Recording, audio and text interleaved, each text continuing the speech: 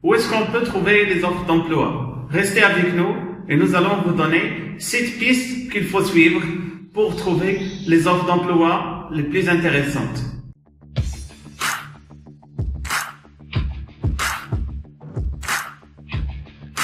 Actuellement, tout le monde est connecté à Internet. Tout le monde a accès à l'information.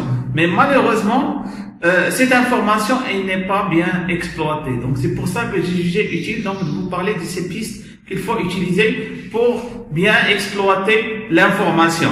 Donc là, les 7 pistes que je vais vous donner dans cette vidéo sont des pistes qu'il faut l'exploiter en même temps. Donc, en tant que chercheur d'emploi, il faut bien maîtriser ces 7 pistes pour augmenter vos chances d'être recruté. Donc, la première piste, c'est les sites d'entreprise. Les sites d'entreprise, donc là, surtout les entreprises que vous ciblez, il faut essayer de vous inscrire dans le site. Ça veut dire quoi? S'inscrire dans le site de cette entreprise. Donc, généralement, lorsque vous consultez le site internet de cette entreprise, une entreprise donnée, vous allez trouver sûrement une rubrique qui s'appelle carrière ou bien une rubrique recrutement. Donc, il faut consulter cette rubrique. Et ici, vous allez trouver les offres d'emploi qui sont publiées par cette entreprise qui vous intéresse et il faut créer un compte. Donc, il faut s'inscrire dans la base de données de cette entreprise pour pouvoir postuler à cette offre. Donc, il faut bien sûr prendre le temps de renseigner ces formulaires. Bon, je sais que parfois ces formulaires sont très pénibles à renseigner, mais bien sûr, puisque vous êtes là, vous êtes chercheur d'emploi, vous voulez travailler, donc il faut vraiment prendre le temps de bien compléter ce formulaire. Donc, bien sûr, là, premièrement, il faut remplir ce formulaire dans le site de cette entreprise. Il faut mettre toutes les pièces jointes demandées. Parfois, on vous demande de mettre votre CV, votre photo, une lettre de motivation. Donc, je vais vous parler de tout ça dans les autres vidéos. Mais là, l'idée, c'est qu'il faut s'inscrire dans les bases de données des entreprises qui vous intéressent pour pouvoir postuler à des offres d'emploi. Donc, la deuxième piste, c'est les sites de recrutement. Bien sûr, selon votre plan de carrière, il faut vraiment avoir une idée claire où est-ce que vous voulez travailler. Si vous voulez travailler, par exemple, au Maroc, il faut consulter les sites de recrutement au niveau Maroc. Il faut s'inscrire dans ces sites. Il y a également des sites au niveau international, comme les sites, par exemple, Indeed. Donc, c'est ce genre de site. Donc, il faut mettre votre CV, il faut renseigner les informations nécessaires, il faut postuler dans ces sites aussi. Donc ça aussi, c'est une piste à ne pas négliger.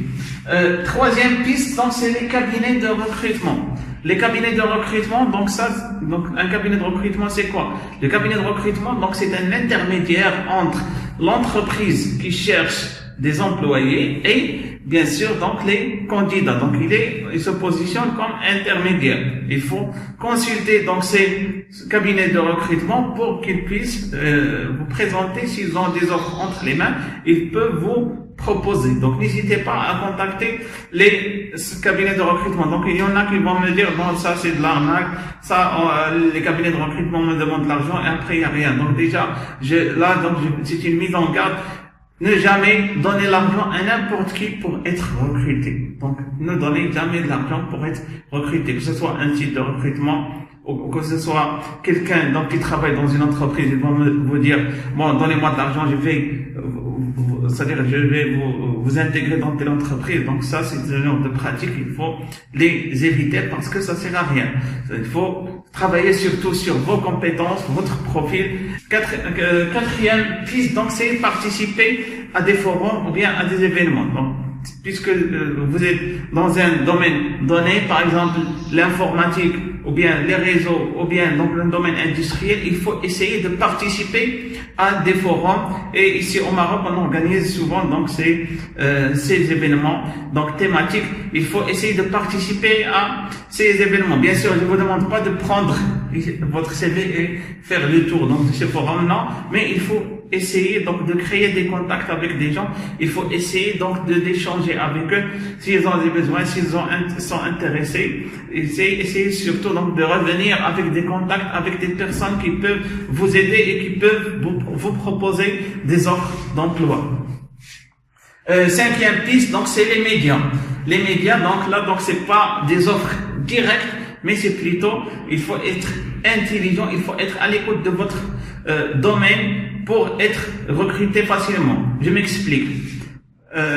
Si par exemple vous êtes dans le domaine informatique, lorsque vous êtes en train de lire la page économique d'un journal ou bien d'une revue ou bien donc d'un journal télévisé, par exemple, vous pouvez voir qu'il y a une grande multinationale qui va s'installer dans votre ville. Donc, c'est une information bon, qui va passer, c'est-à-dire inaperçue donc, dans un journal télévisé, mais vous, en tant que chercheur d'emploi, donc il faut essayer donc de chercher davantage qu'est-ce qu'il y a derrière cette installation de cette entreprise dans ma ville et comment les contacter pour être recruté. Parce que sûrement, cette entreprise qui va s'installer dans votre ville, elle aura besoin donc des gens qui vont travailler. Donc là, donc il faut essayer de les contacter pour anticiper donc, c'est-à-dire ces offres d'emploi et vous pouvez être le premier et vous aurez même plus de chances que les autres d'être recrutés.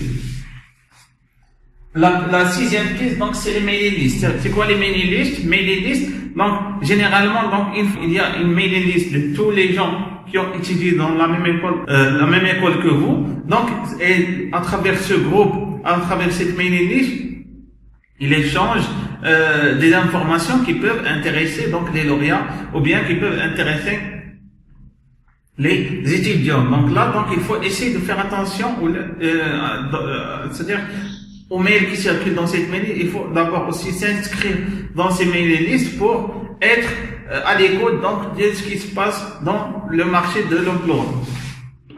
Et je termine par LinkedIn. LinkedIn, donc ça aussi c'est un réseau professionnel très puissant, très puissant. Et dans LinkedIn, vous pouvez faire pas mal de choses. Ça veut dire quoi, pas mal de choses? Déjà, vous pouvez trouver des offres sur LinkedIn. Vous pouvez rentrer en contact avec les gens qui travaillent dans des entreprises que vous avez pu consulter dans les pistes précédentes. Donc vous pouvez échanger avec eux, vous pouvez bâtir votre réseau professionnel et tout ça donc c'est utile pour vous, donc pour vous démarquer, pour que les gens savent que vous existez et également donc pour pouvoir être à l'écoute de votre marché. Donc ça, LinkedIn, je l'ai mis en dernier, mais c'est un outil très puissant et qu'il faut l'utiliser avec les autres pistes. Donc tout ça, c'est pas des pistes indépendantes, tout ça c'est lié et il faut les utiliser en même temps pour augmenter votre chance d'être recruté. Et à la fin, donc, je vous souhaite bon courage. Merci.